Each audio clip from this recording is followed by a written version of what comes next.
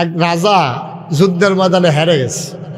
তো যুদ্ধের ময়দানে হেরে যাওয়ার পরে রাজমশাই প্রধান সেনাপতিরে ডাকায়, এদিকে আসো, আমার কি সৈন্য কম? কই জি না, অনেক বেশি। অস্ত্র শস্ত্র? কয় অনেক বেশি। কয় গোলা বারত? কয় সব রেডি আছে।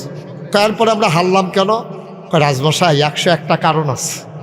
101টা কারণে হারছো? কহ 1 নাম্বারটা কহ।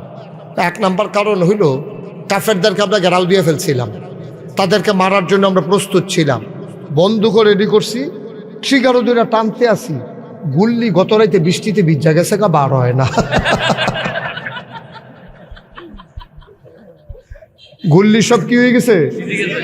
ভিজি গেছে, ভিজি গেছে, কারবার ঘটে গেছে,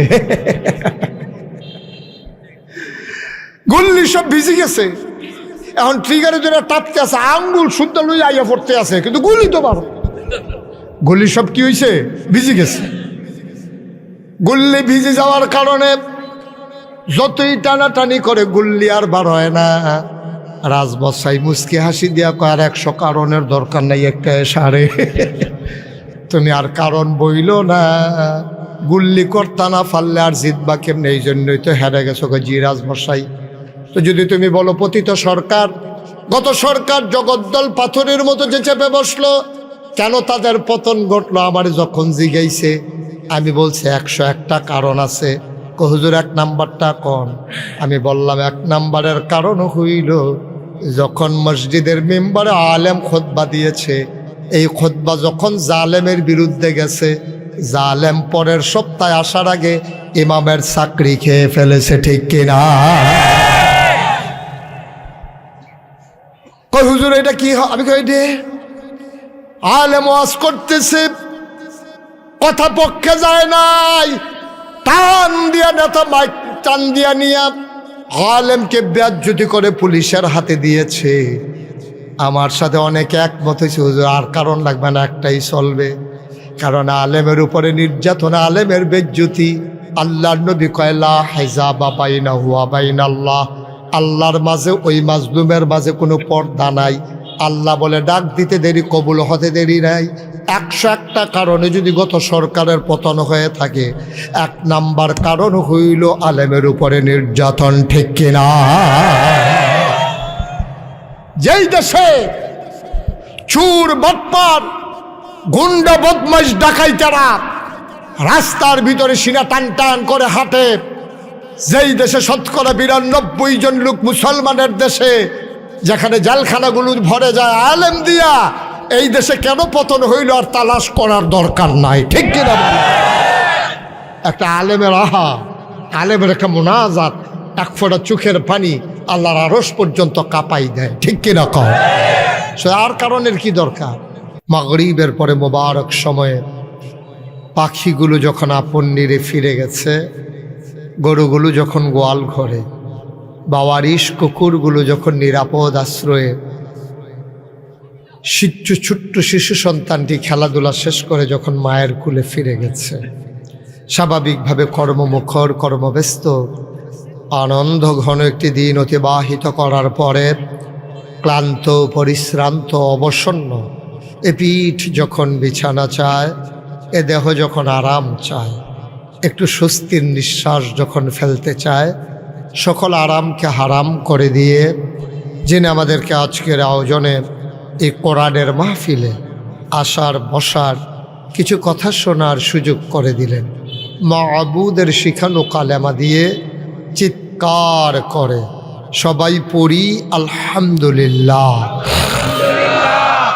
জনাব সাহেবে সদর, আজকের এই মাহফিলের জনাব সভাপতি আলহাজ আলিমিয়া সর্দার সাহেব, আজকের ওয়াইজিনে কেরাম, আমার পরে যিনি আলোচনা করবেন আমার নেতা, কুমিল্লা দক্ষিণের বাংলাদেশ মজলিসুল মুফাসসিরিনের সম্মানিত সভাপতি, বিশিষ্ট আলেমে দ্বীন, গাজীমুড়া কামিল মাদ্রাসার সম্মানিত প্রধান মুহাদ্দিস হযরত মৌলানা আব্দুল হালিম সাহেব, হযরত মৌলানা মুফতি ইয়াকুব বিন আব্দুর রশিদ, আমন্ত্রিত অতিথিবৃন্দ, মুআজ্জাজ মুকাররম ওলামায়ে কেরাম, মুরব্বিয়ানে আযাম, কলিজার টুকরা যুবকেরা, পর্দার আড়ালের আমার মা ও বোনেরা, সবার প্রতি আমার আবারও আন্তরিক সশ্রদ্ধ সালাম।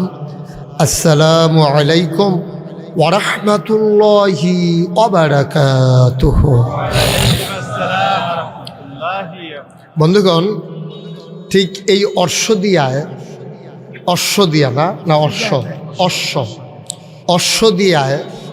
আমি কখনো আর আসিনি। এটাই আমার জীবনের প্রথম আসা। তুলনামূলকভাবে 14 গ্রামে যত মাহফিল আমার হওয়ার কথা ছিল এর চাইতে কম হয়েছে। অন্যান্য উপজেলার চাইতে 14 গ্রামে আমার মাহফিলের সংখ্যা কম। ইদানিং আবার শুরু হয়ে গেছে, অনেক মাহফিলে আবার 14 গ্রামে করেছি এবং করব ইনশাআল্লাহ। তো আল্লাহ যেন কবুল করে, সবাই পড়ি আমিন। আজকের এই আয়োজনটা আপনারা দেখেছেন, লেখা আছে যে হাফেজ ছাত্রদের পাগড়ি প্রদান উপলক্ষে। ইতিমধ্যে আমরা 4টা ছেলেকে পাগড়ি পরিয়েছি। যিনি মাদ্রাসার সম্মানিত প্রতিষ্ঠাতা, ওনার জীবন সার্থক যে ওনার প্রতিষ্ঠিত মাদ্রাসা থেকে ওনার সুযোগ্য সন্তান, ওনার ছেলে আজকে হাফিজে কোরআন হয়েছে। আলহামদুলিল্লাহ বলবেন না? এবং আমি যে 3জনকে পাগড়ি পরালাম, জীবনে তো অনেক ছেলেকে পাগড়ি পরিয়েছি, এই 3জন ছেলে 3জনই আমার কাছে মনে হয়েছে বয়স একেবারেই স্বল্প। এত কম বয়সে যেগুলো হাফেজ হয়েছে, ওদের জন্য একটা ভালো দিক হচ্ছে কোরআনকে তারা মুখস্থ করে নিয়েছে। এখন যদি কোনো একটা ভালো মাদ্রাসায় ইলম অর্জন করে কোরআনকে বুঝে নিতে পারে, তারপরে সেই মানুষটা যদি কোরআন সুন্নাহর আলোকে নিজের জীবনকে তৈরি করে নিতে পারে, এই মানুষগুলো হয়ে যাবে আমাদের পথ নির্দেশক, আমাদের পথ প্রদর্শক। ওরা হয়ে যাবে আমাদের রাহবার। ওরাই হবে ইসলামী আন্দোলনের, বাংলার জমিনে ইসলামকে কায়েম করার জন্যে ওরাই হবে অগ্রসেনানী। ঠিক কিনা বলেন? আজকে আমরা লেখাপড়ার উদ্দেশ্যটা ভুলে গেছি। লেখাপড়ার কিন্তু একটা উদ্দেশ্য আছে। আপনি কেন লেখাপড়া করবেন, এটার একটা উদ্দেশ্য আছে। সভাপতির চেয়ারটার একটু কোনাকুনি করে দিন, আমার দিকে ফিরেই দেন। এভাবে না, আরো ঘুরান। ঠিক আছে, আমার দিকে। হ্যাঁ, আমার দিকে। ওয়াজ হেন আপনি হেন চাইয়া থাকলে কি লাভ হইব? আপনারা একটু ঘুরা বসলে আমার ওয়াজ শুনতে সুবিধা হবে। কারণ আপনি কি নির্বাচন করবেন এই এলাকায়? তো আর বুঢের চাইছে সঙ্গীত। আমিন কন, আওয়াজ কম, জোরে কন, আরো জোরে। ওই যে বলছিলাম 5 মিনিট পরে কিন্তু জায়গা পাবেন না, হয়েছে ঘটনা। আপনারা তো ঠিকই বসলেন না। এখন যারা আসতে আছে তারা কি কারবার হবে চিন্তা করে দেখছে? যারা দাঁড়িয়ে আছেন এখনো যদি মনে করেন একটু জায়গা আছে, আপনি দাঁড়াই থাকার দরকার নাই, তো ভিতরে চলে আসে। বাসের ভিতরে তো সিট না পাইলে কন্ট্রাক্টরের লোকে ঘুষি লাগে গেলাম, কিরে সিট আছে কইয়া তুললে এখন সিট পেস না কিরে হাতারে ঘুষি দিয়া জানালা দিয়ে বার করে লাউনের কথা। আর এখন আমরা সিট দিয়া রাখছি, বয় না, কারবার দেওয়া হয়। আমিন কন, জোরে, আরো জোরে। খুব খেয়াল করে শুনবেন, সময় কম তো, গুরুত্বপূর্ণ কিছু কথা আল্লাহ যেন আমার মুখ দিয়ে বের করে দেয়। সবাই কন আমিন। আজকে আর একেবারে আয়েশ কইরা বৈশা ভর্তা ভাজি সালাদ টালাদ দিয়া হবে না। আজকে গুস্ত দিয়া তাড়াতাড়ি কয়েকটা লুকমা দিয়া ফ্যাট ভরণ দিয়া কথা আল্লাহ যেন কবুল করে। সবাই করা আমিন। তো যে কথাটুকুন বলছিলাম, যে আমরা যে লেখাপড়া করি, যে বাচ্চাগুলো হাফেজ হলো, আমরা আলেম হলাম, অনেকে পিএইচডি করলো, ডক্টরেট করলো, ইঞ্জিনিয়ার হলো, ডাক্তার হলো। আমরা লেখাপড়ার উদ্দেশ্যটা ভুলে গেছি। আপনি রাস্তায় হাঁটতেছেন, কিন্তু কোথায় যাবেন আপনি জানেন না। কথা খেয়াল করেন, চিকন কথা। মোবাইলগুলো বন্ধ করে দেন। হাতে যারা ধরে রেখেছেন, এভাবে না ওয়াজ শোনা হয় না রেকর্ড হয়, দুইটার একটাও হয় না। কথা বুঝাইয়া বলতে পারি নাই বোধহয় আমি, না না ওই যে উনারে বুঝাইতে পারি নাই আমি। হ্যাঁ, সবাই মোবাইলগুলো বন্ধ করেন, দয়া করে একটু খেয়াল করে শুনেন। সবসময় তো ইউটিউবের ভিতরে দেখছেন, তো অহনো যদি ভিতরে চাইয়া থাকেন তো আর আমি বাড়ি শিখিতাম। এটা বন্ধ করেন, সবগুলো বন্ধ করে আমার দিকে শুধু তাকাই থাকেন। মাছের মতো নিষ্পলক নয়নে, খরগোশের মতো কান খাড়া করে আমরা কথা শুনবো, একেবারে হৃদয় উজাড় করে দিয়ে, এবং গেথে নেব হৃদয়ের মর্মমূলে। যতদিন বেঁচে থাকবো এই কথাগুলো যেন আমার জীবন চলার পাথেয় হয়ে যায়। সবাই করা আমিন। তো যেই কথাটুকু বলছিলাম, আমাদের নিজেরাও আমরা লেখাপড়া করেছি, আমরা আমাদের সন্তানদেরকে লেখাপড়া করাচ্ছি, কিন্তু আফসোস হচ্ছে কেন লেখাপড়া করাইতেছেন যদি জিজ্ঞেস করি, একজন মূল কথাটা বলতে পারবেন। বলবে যে হুজুর লেখাপড়া করতে আসি, তে মেট্রিক পাস করলে মাশাল্লাহ শৈল টৈল বালা, তার জন্য আর্মিতে দিয়া লাইতাম পারি। আরেকবারা লেখাপড়া করাইতে আছে তে ডাক্তার হবে, আরেকবারা লেখাপড়া করাইতে আছে সে ইঞ্জিনিয়ার হবে, আরেকবারা লেখাপড়া করাইতে আছে কায়ামতের ময়দানে হাফেজের ছেলের বাবার মাথায় নূরের টুপি পরানো হবে, এই জন্য উনি ওর ছেলেরা হাফেজ বানাইতেছে। একটা উদ্দেশ্য ঠিক নাই। লেখাপড়ার মূল উদ্দেশ্য হচ্ছে আল্লাহ তাবারক ওয়া তাআলা আমাদেরকে যে মানুষ বানিয়েছেন, তিনি কেন মানুষ বানিয়েছেন এটা জানা। এরপরে আরও যদি সহজ করে বলি, 3টা প্রশ্নের জবাব তৈরি করার জন্য আমাদের দেশে লেখাপড়া এসেছে গোটা পৃথিবীতে। 1 নম্বরে আমি কে, কে আমাকে বানাইলো, কেন বানাইলো। সুবহানাল্লাহ বলবেন না? এই 3টা প্রশ্নের জবাব যদি আপনি রেডি করে নিতে পারেন, তাহলে নিশ্চিত আপনি জেনে রাখেন আপনার ইন্তেকাল হতে দেরি, কাফন পরিয়ে দাফন করতে দেরি মাটির কবরে। আপনি কবরে গিয়ে দেখবেন মাটির কবর মাটি নাই, মাটির কবর জান্নাতের টুকরা হয়ে গেছে। সুবহানাল্লাহ। আর আমাদের লেখাপড়ার উদ্দেশ্যই ঠিক করি না। ওই যে আপনি হাঁটতেছেন, কই যাবেন জানেন না, হাঁটতে হাঁটতে সন্ধ্যা হয়েছে, শরীর ঘেমে গেছে, টায়ার্ড হয়ে গেছেন, কোথাও যাওয়া হয় নাই, আপনি জানেন না তো, আপনি এমনি হাঁটতেছেন। তা আমরাও লেখাপড়া করতেছি এমনি, বড় লাগবে না? এখন বয়স হয়েছে 6 বছর, তারে ভর্তি করানো লাগবে না? তারপরে প্রাইমারি পাস করছে, হাই স্কুল পাস করছে, কলেজ পাস করছে, বিশ্ববিদ্যালয়ে। এটা একটা ধারাবাহিকতা, একটা চেইন। কিন্তু কেন করতেছি এটা আমরা জানি না। জানি না বলে আজকে আমাদের দেশে এত ইউনিভার্সিটি, তারপরে আপনার দাওরা হাদিস, কাবিল মাদ্রাসা, ফাজিল মাদ্রাসা, ইন্টারমিডিয়েট কলেজ, বিশ্ববিদ্যালয় কলেজ, তারপরে আপনার মক্তব, হিফজখানা, কিন্ডারগার্টেন, প্রি প্রাইমারি, নৈশ শিক্ষা, গণশিক্ষা, এত কিছু থাকার পরেও আমরা এখনও 21শ শতাব্দীর সূচনা লগ্নে গোটা বিশ্বকে যখন বলা হচ্ছে কম্পিউটারাইজড, গোটা বিশ্বকে যখন বলা হচ্ছে গ্লোবাল ভিলেজ, আজকে অশ্বদিয়া জমিন থেকে আমেরিকার মানুষের সাথে কথা বলা যায়। আমেরিকার মানুষ ভিডিও কল দিলে আজকে এই অশ্বদিয়ার মানুষ দেখতে পায়। এত কিছু হওয়ার পরে সনের ঘরের জায়গায় টিনের ঘর হলো, টিনের ঘরের বদলে বিল্ডিং হলো, 2 তলা 3 তলা 5 তলা হয়ে গেল। কিন্তু আমরা আজও মানুষ হতে পারলাম না। আজও আমার দেশে প্রকাশ্য দিবালুকে রাজপথে রাজনৈতিক দ্বন্দ্বের কারণে ক্ষমতার মসনদে আরোহণ করার লক্ষ্যে একদল যুবককে সেই 6 সালের 28শে এপ্রিল আমার 28শে অক্টোবর পল্টনের ময়দানে প্রকাশ্য দিবালুকে পিটিয়ে পশুর মতো হত্যা করা হয়েছে। ঠিক কিনা বলে? এখানেই শেষ না, হত্যা করার পরে সেই লাশের উপরে তারা নর্দন কুর্দন করেছে, নেচেছে, গেয়েছে। এর জন্য আল্লাহ মানুষ বানায় নাই, এজন্য আল্লাহ মানুষ বানায় নাই। শিক্ষা তার ভিতরে, সে ইন্টারমিডিয়েট পাস করেছে, সে ডিগ্রি করেছে, সে মাস্টার্স করেছে, প্রাচ্যের অক্সফোর্ড ঢাকা ইউনিভার্সিটির ছাত্র, তারপরেও সে ভালো করতে পারল না, সে মানুষ হত্যা করে। কারণটা কি?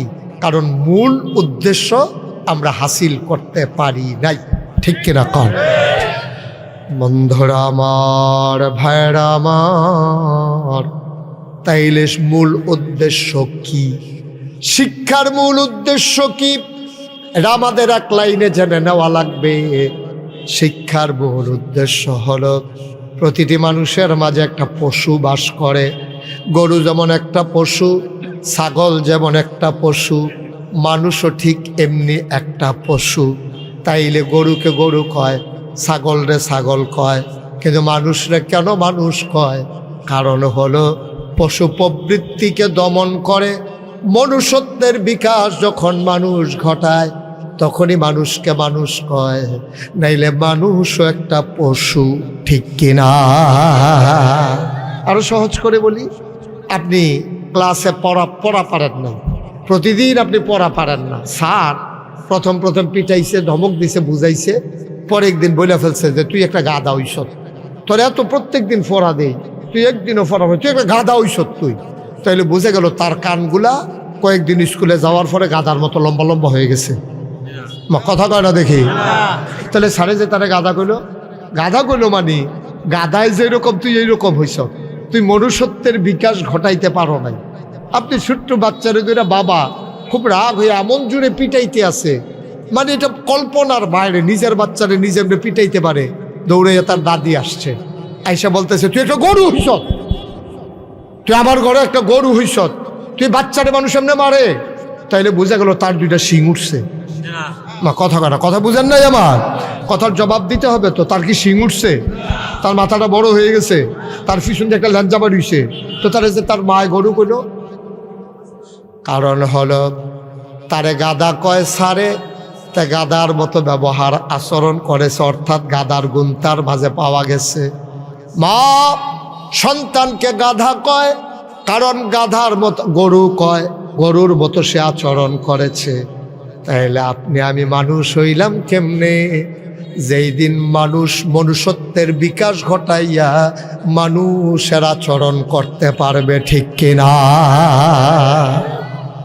আওয়াজ আপনাদের এলাকায় মাহফিলে আওয়াজ দেওয়া নিষেধ নাকি? তো সব লোক দেখি ডিব্বা যেমন দুম ধরে বইয়া রয়েছে, সভাপতি সহ। কারবারটা কি তারা বুঝলাম না তো কিছু। জোরে একটু আওয়াজ দিবেন, আমিন কর, জোরে কর, আরো জোরে বলেন মারহাবা। সবাই আমি যখন যেটা প্রশ্ন করি জবাব দিবেন, চুপ করে কোনো আচরণ। এটা পার্টিসিপেট মূলক, গিভ অ্যান্ড টেক, দেওয়া নেওয়া, চাওয়া পাওয়া, লেন দেন, আদান প্রদান। আমি ওয়াজ দেবো, আপনি মাঝে মাঝে সুবহানাল্লাহ কইবেন, আপনি মাঝে মাঝে আলহামদুলিল্লাহ দিবেন, আপনি আমারে দিয়া শুধু ওয়াজ আদায় করবেন, আপনি ডিব্বা যেমন দুম ধরে থাকবেন, এটা হয় না তো। বলেন সুবহানাল্লাহ। আহা, এত লোকের আওয়াজ তো অনেক হওয়ার কথা। বলেন আলহামদুলিল্লাহ, আল্লাহু আকবার, সবাই কোনা আমিন। আমরা আগে যখন কুমিল্লা শহরে মিছিল করতাম, তখন দেখতাম যে 14 গ্রামের ফলাফল মিছিলের ভিতরে এক্সপার্ট। আগের তারা আসছিল আর কি, অহনের তারা না। হ্যাঁ আছে, হ্যাঁ 5 বার না 6 বার তো মাই খেয়ে কইলাম কিন্তু আওয়াজ দিয়েন।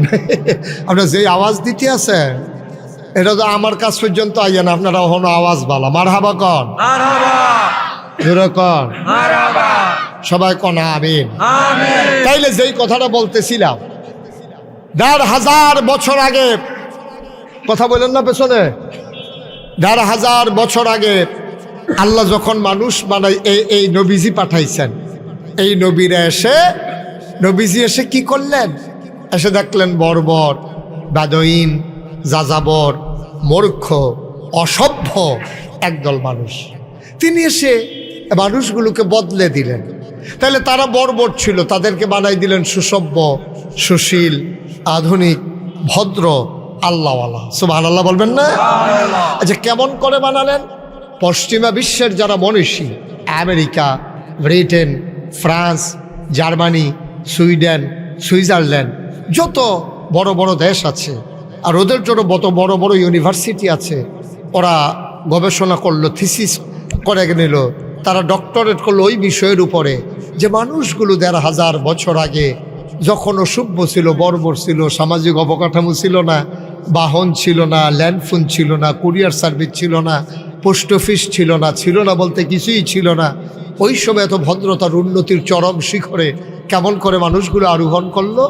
ওরা গবেষণা করে দেখলো যেই জিনিসটা দিয়ে তারা আপনার ওই এত উপরে আরোহণ করেছে, ওই জিনিসটার নাম হইল কোরআনুল কারীম। সুবহানাল্লাহ বলবেন না?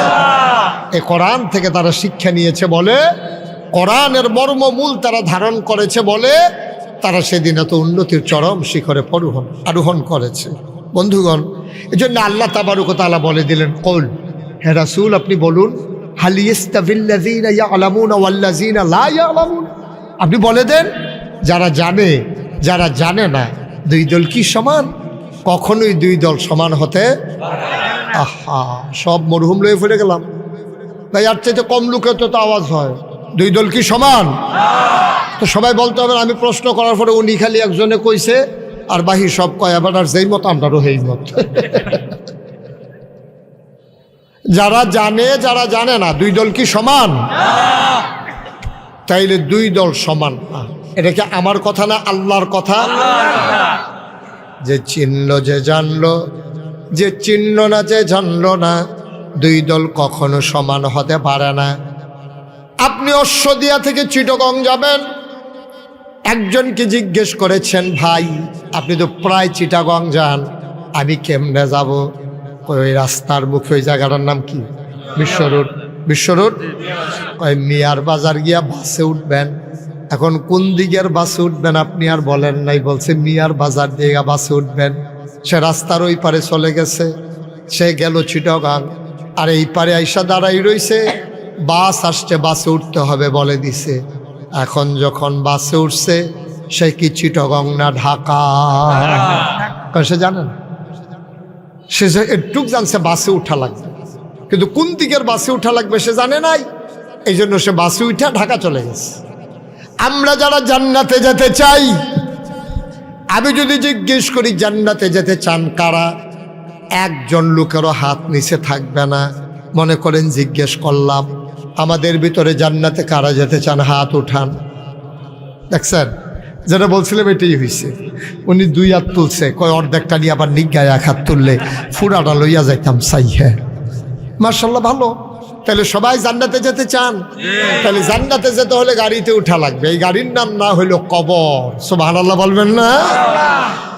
আপনি যদি ঢাকা যেতে চান, বাসে উঠা লাগবে। চিটাগং যাইতে চাইলেও বাসে উঠা লাগবে। আপনার জানতে হবে আপনি কোন দিকের বাসে উঠবেন। আপনি যদি জান্নাতে যেতে চান, জান্নাতেরও একটা গাড়ি আছে, আবার জাহান্নামের একটা গাড়ি আছে।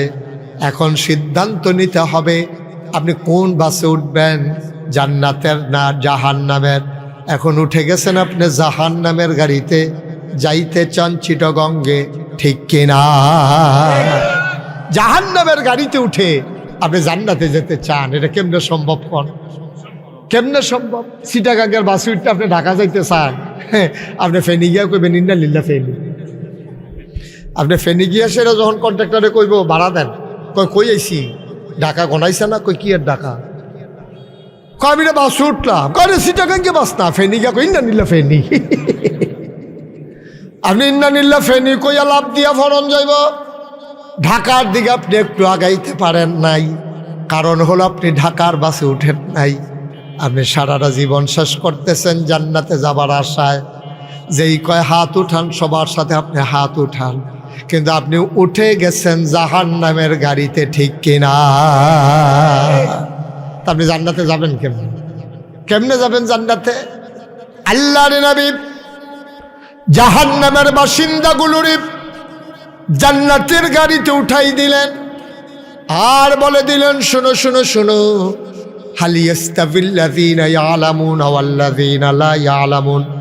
যারা জানে যারা জানে না, দুই দল কি সমান? কই ইয়া রাসূলুল্লাহ, দুই দল সমান হবে কেমনে?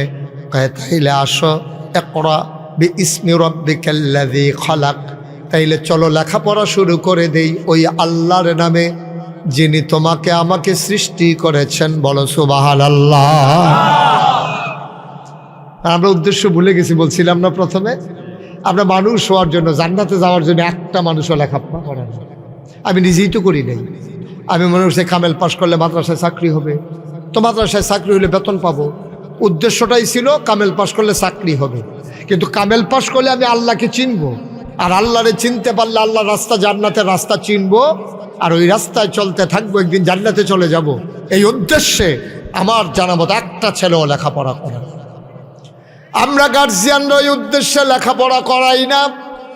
যারা বাচ্চা তারাও করে না। যদি তারা করত, আল্লাহরে চিনার উদ্দেশ্যে যদি আপনার লেখাপড়া করত, তাইলে বাংলাদেশের মতো শতকরা 92 জন লোক মুসলমানের দেশে একটা ছেলেও কিন্ডারগার্টেনে ভর্তি হইতো না, ঠিক কিনা? কেউ কোনো মা বাবা তারা কিন্ডারগার্টেনে ভর্তি করাইতো না।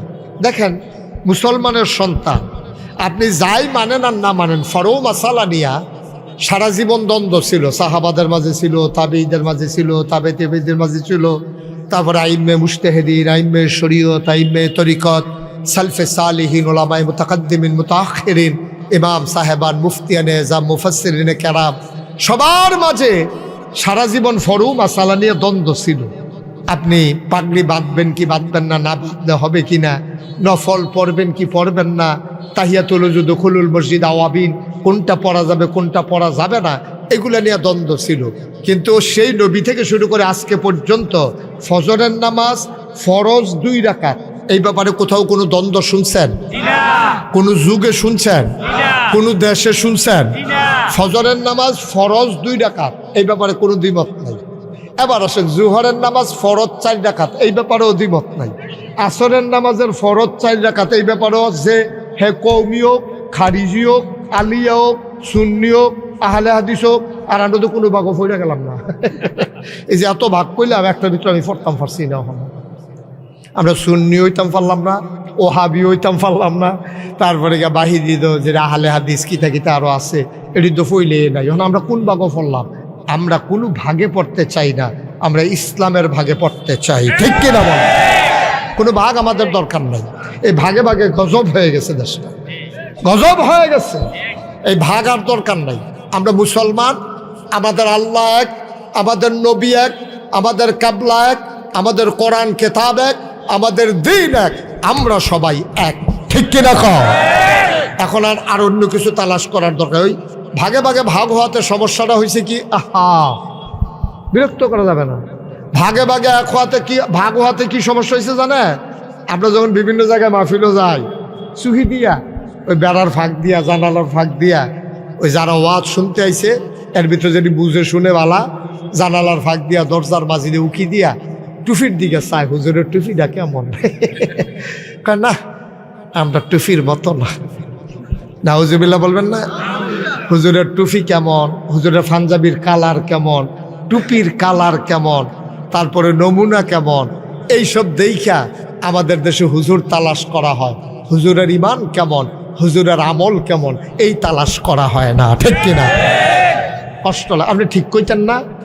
আপনার পিছনের উপরে জিগান কই বলি, আমি যে এতবার কইতে আছি কথা বললেন কথা বললেন, ভাই এটা কি বুঝলাম না তো কিছু। ইচ্ছা করে করতেছে না নাকি উনি বাইটে করে? আওয়াজ দিবেন, প্রশ্ন করলে জবাব দিবেন না। সবাই করা আমি আমাদের দেখা দরকার একজন মানুষের ইমান কেমন, একজন মানুষের আমল কেমন, ঠিক কিনা কর? হ্যাঁ, কি রঙের টুপি মাথার দিছে, আর পাঞ্জাবির নমুনা কিরম, পায়জামা কেমন, এইগুলো আমাদের তালাশ করার সময় নাই। গোটা বিশ্বে 200 কোটি মুসলমান হওয়ার পরে বেটা কোনো কাফের বেদিন কেউ মারি খায় না। যা কইতে আছে মারি খা, হুত্তা ফাও, মিথ্যা কথা। এই বাংলাদেশে কি ধোয়া তুলছে ইন্ডিয়ার তারা, যে বাংলাদেশে নাকি হিন্দুরা মারি খায়। একটা প্রমাণ দেখাও 5ই আগস্টের পরে কোন মন্দিরে আঁচল লেগেছে, কোন হিন্দুর দোকানে আক্রমণ হয়েছে, কোন হিন্দুর গায়ে আঘাত পড়েছে, একটা ঘটনা দেখাও, ঠিক কিনা কও? আমরা কুমিল্লা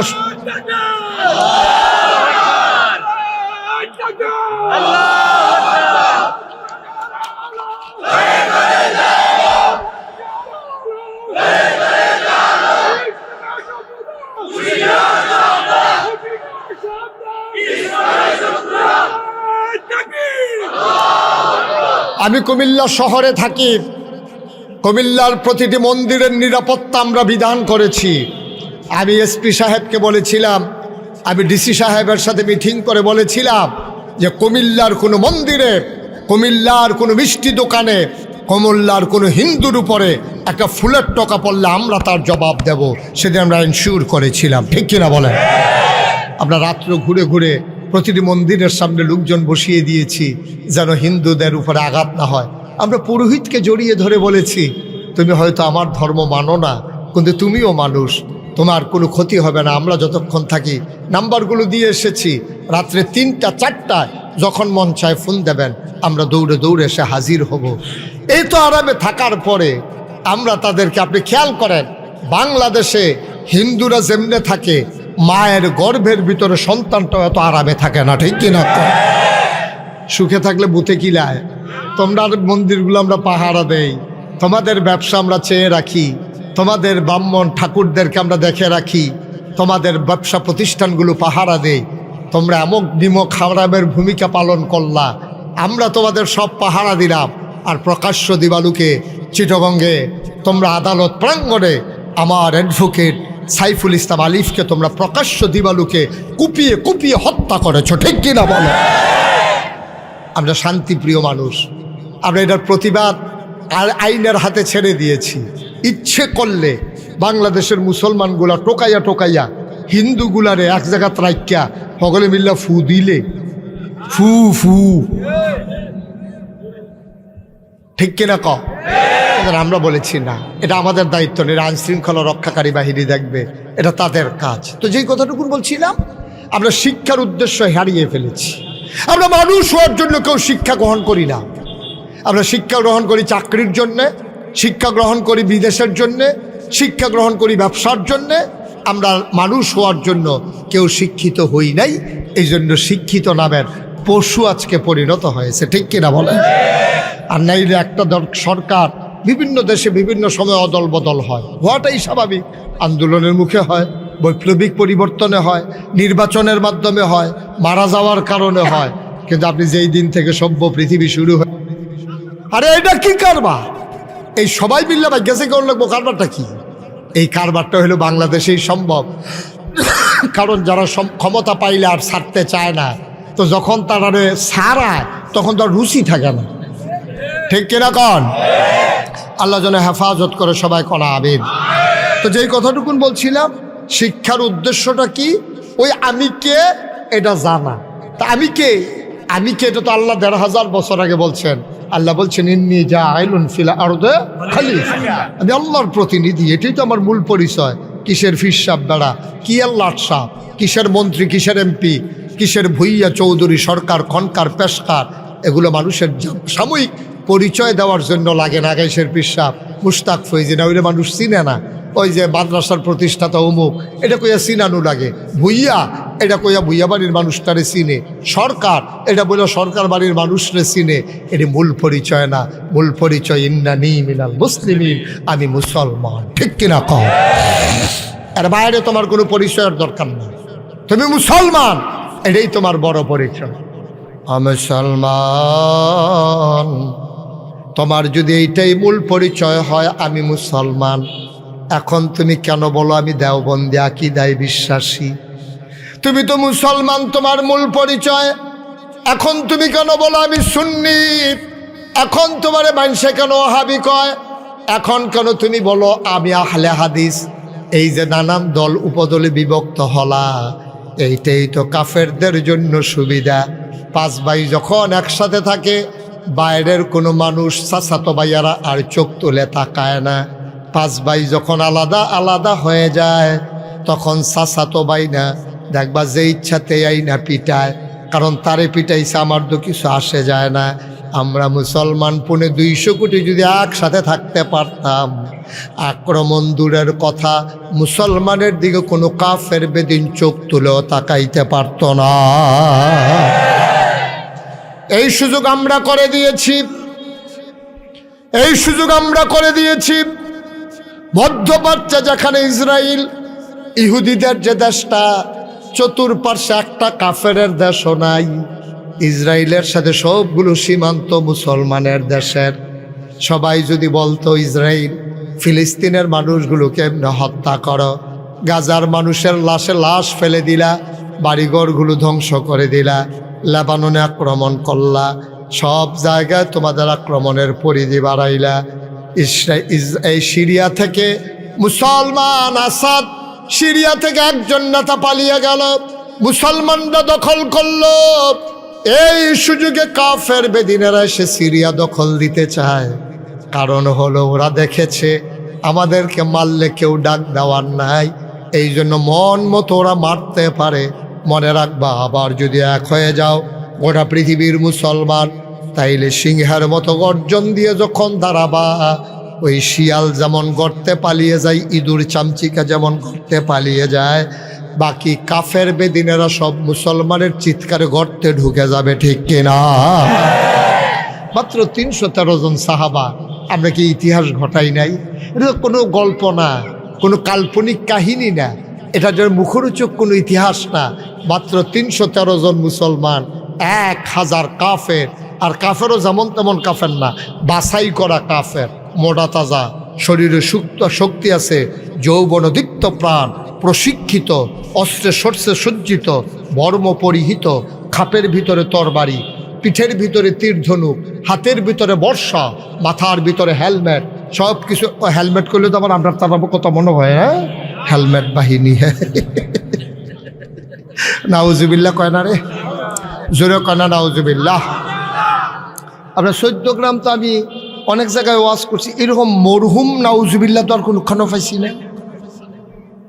বলেন নাউজুবিল্লাহ। সবাই কনা আমিন। আপনারা এই রোজা ছাড়া এরকম করেন, রোজার মাসও জানি কিতা করেন গিয়েব কপাল বালা, আমি রোজার ভিতরে আসলাম না। এটা আওয়াজ দিয়ে মার হাবা কন। মুসলমান কয়জন? 313 জন। কতজন? আর কাফের কত? 1000। প্রশিক্ষিত আর মুসলমান বাতাস আইলে গাছ ধরে দাঁড়াই থাকে, যে কোনো সময় বাতাস উড়াই লইয়া যাইতে পারে। এইরকম মুসলমান মাত্র পাওয়া গেছে 313 জন। মুসলমান, এই 313 জন মুসলমান অস্ত্র পেল না, বর্ম পেল না, মাথায় হেলমেট শিরস্থান পেল না। বদরের প্রান্তরে যখন বাইর শুরু হয়ে গেল, 70টারে কুবাইয়া 2 টুকরা করে ফেলল, 70টারে পিস মোড়া বান্ধিয়া শোয়াই ফেলল, বাকিগুলা দিল দূর, সবগুলা পালাই গেল। আমরা সেই মুসলমান, ঠিক কিনা? আজকে কাফের বেদিনেরা টিটকারি মারে, মস্কারা করে, আমাদের উপরে জুলুম করে, নির্যাতন করে। আমার বাবার ভিটা থেকে আমারে তারাই দিতে চায়।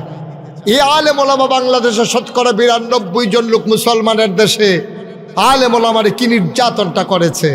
আমার অনেকে কয়, হুজুর সরকার যে বদল হইল, এটার কোনো কারণ টারণ আপনি খুঁজা পাইছেননি? আমি কইছি আমি 101টা কারণ খুঁজা পাইছি। কয়টা? কয়টা? আমি কই ওই যে উনি কথা কয় না, দেখছো আওয়াজ হইতো কেমন, ফাহারা দিয়া দিয়ে বুঝি জিগান যাইব। কয়টা? আমি 101টা কারণ খুঁজা পাইছি। ওই যে এক রাজা যুদ্ধের ময়দানে হেরে গেছে, তো যুদ্ধের ময়দানে হেরে যাওয়ার পরে রাজমশাই প্রধান সেনাপতিরে ডাকায়, এদিকে আসো, আমার কি সৈন্য কম? কই জি না, অনেক বেশি। অস্ত্র শস্ত্র? কয় অনেক বেশি। কয় গোলা বারত? কয় সব রেডি আছে।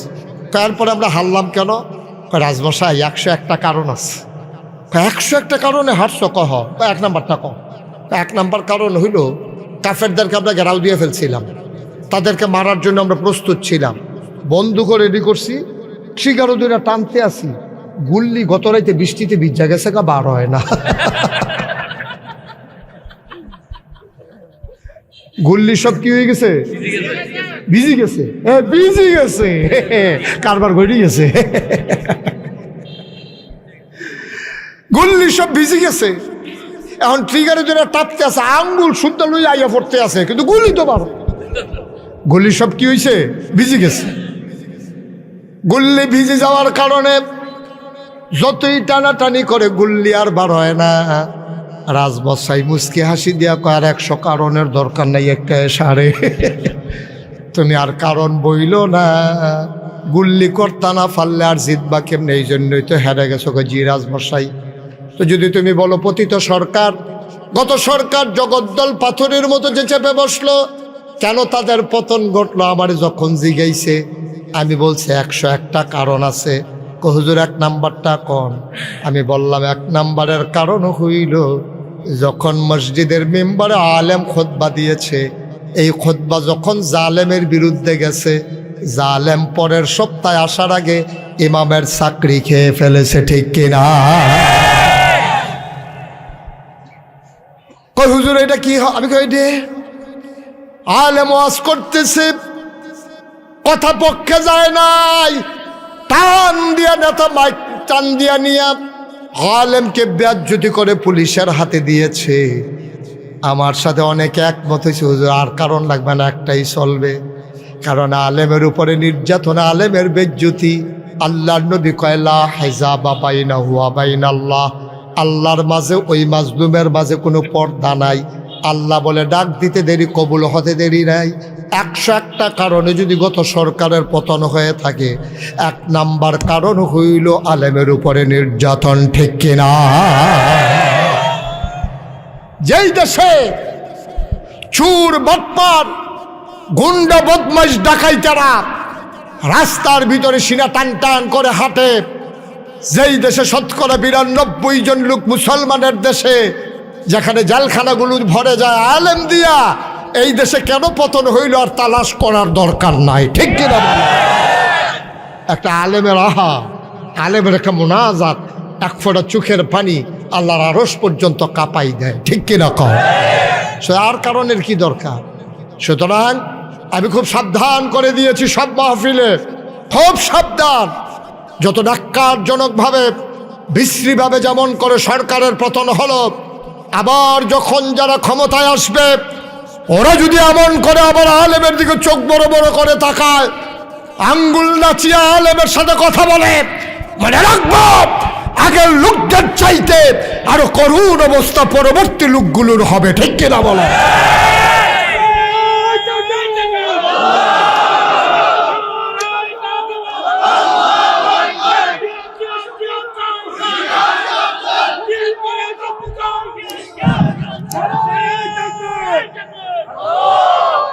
সবাই পড়ে না আমিন, জোরে পড়ে না আমিন।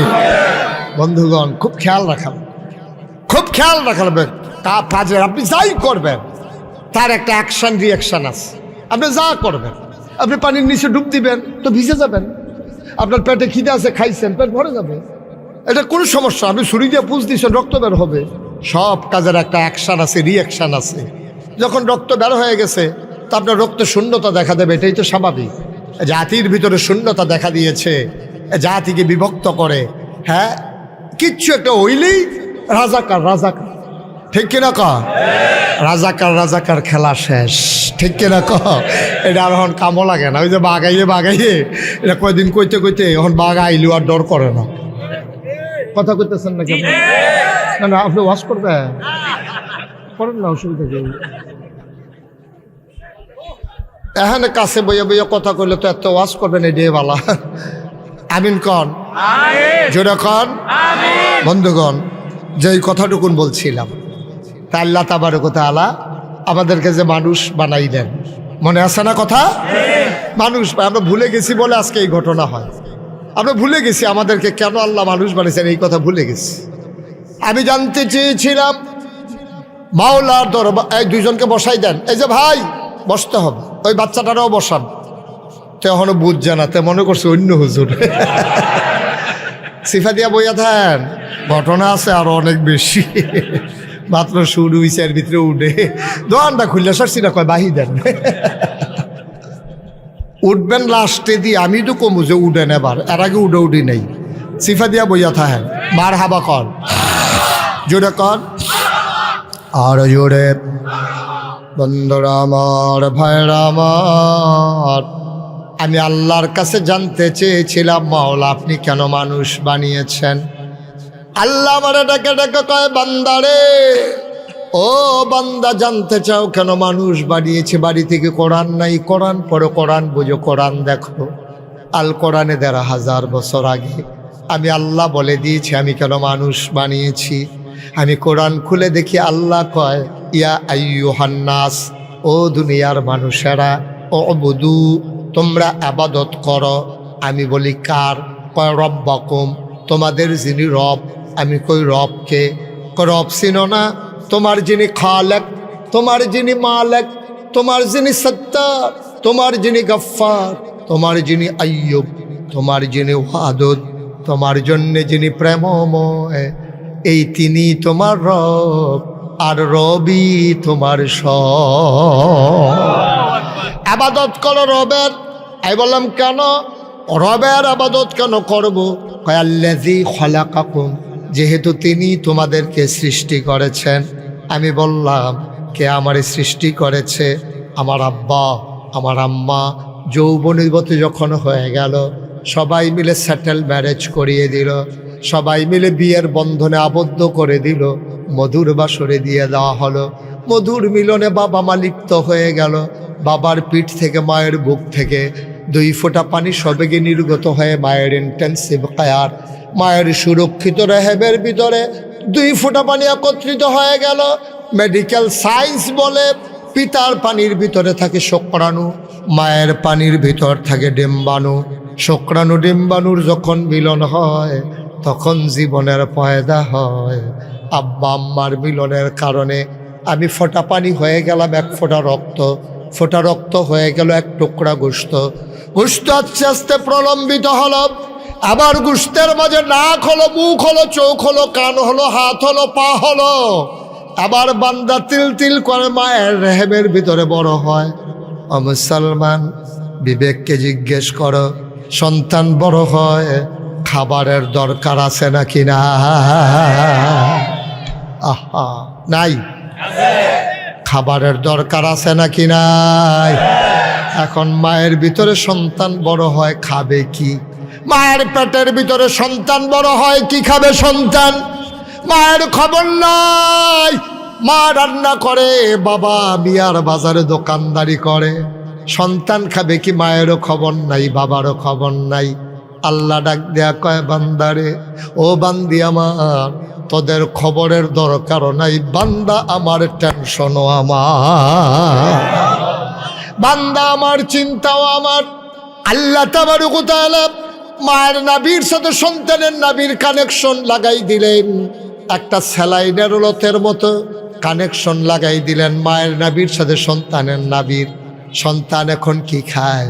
মায়ের মাসিকের রক্ত আল্লাহ বন্ধ করে দিলেন। সুবহানাল্লাহ, সুবহানাল্লাহ। মায়ের মাসিকের রক্ত আল্লাহ বন্ধ করে দিও। এই রক্তটা তো মুখ দিয়ে আল্লাহ দিতে পারতেন, কিন্তু তিনি মুখ দিয়ে দিলেন না। রক্ত নাপাক জিনিস, এই নাপাক রক্ত মুখ দিয়ে দিলে পাক মুখটা নাপাক হয়ে যাবে। এই মুখ দিয়ে তুমি একদিন কোরআন তেলাওয়াত করবা, এই মুখ দিয়ে তুমি একদিন আল্লাহর জিকির করবা, এই মুখ দিয়ে তুমি সুন্দর সুন্দর আলোচনা করবা। আল্লাহ মুখটার পাক রেখে দিলেন না, পাক হতে দিলেন না। এত ছোট্ট একটা পটলার ভিতরে কেমনে মুখটারে হেফাজত করে রাখলেন? নাভির সাথে নাভির কানেকশন লাগাইয়া পেটের ভিতরে রক্ত ঢুকিয়ে দিলেন। সন্তান তিল তিল তিল তিল করে বড় হয়। দুনিয়াতে মেহমান আসবে, দাদি কাঁথা শিলায়, নানি কাঁথা শিলায়, মা চাচিরা কাঁথা শিলায়, ছোট্ট বালিশ বানায়। কিন্তু সন্তান দুনিয়াতে আসলে খাবে কি? কারো এই ব্যাপারে টেনশন নাই। পাঙ্গাস মাছের ভিতরে বিষ, বাতাসের ভিতরে কারির কালো দোয়া, ইটার ভাট্টার দোয়া। মানুষ কি খাবে? গরুর দুধের ভিতরে চিংড়ি মাছ, গরুর দুধের ভিতরে চিংড়ি মাছ। এটা বোধহয় এখনো বুঝেন না। হ্যাঁ, তো দুধ কিনা বাইর গেছে পরে, যখন পানিতে চুলাতে বসাইছে, চিংড়ি মাছ লাভ দিয়ে গিয়ে পড়ে গেছে। পানি একটু গরম পাইয়া চিংড়ি মাছ লাভ দিয়ে বাইরে পড়ে গেছে। যেই মহিলা দুধ জাল দিতে আছে, সেই মহিলা তো সাংঘাতিক, যে আরে এটা কি কারবার। আরে একবার এবার কথা কয়, একবার এবার দিকে চায়, করতেছে নাকি? এত দায়িত্ব লইয়া বইছেন আপনারা? হ্যাঁ, এত দায়িত্ব লইয়া বইলে ওয়াজ করুন যায়? সবাই কনা আমিন। পাশের লোকগুলো দোয়া করা লাগে, একেবারে দোয়ার হালাতে থাকা লাগে যে আল্লাহ, একটা মানুষ কথা বলতেছে, কত হাজার মানুষ শুনতেছে, আল্লাহ তুমি ওনার মুখ দিয়া ভালো ভালো কথাগুলো বের করে দাও। এটা কি ওয়াজ করুন কি মাটি কাটুন নাকি? যে শরীরের জন্য একটা খুব দিলে সাক্কাটা বড় উঠবে, এটা কি এরকম নাকি? আপনি দোয়া না করবেন, আপনি এই ফিলিং চান কীর্তেন আপনি। আমিন কর, জুড়ে কনা আমিন, আরো জুড়ে। আবার সন্তান দুনিয়াতে আসবে। ওই যে বলছিলাম দুধের ভিতরে চিংড়ি মাছ, আইলো কেমনে চিংড়ি মাছ? মহিলা দৌড় দিয়ে গিয়া স্বামীরে কয়, দুধ দি চিংড়ি মাছ পাওয়া গেছে। দুধ রাধা, দুধ লইয়া জগ কইরা যেই বেড়াতে দুধ কিনছে হেবার আর বাইক গেছে। গিয়া কয়, কি তোমার দুধের ভিতরে চিংড়ি মাছ পাওয়া গেছে, কি কারবার করছো?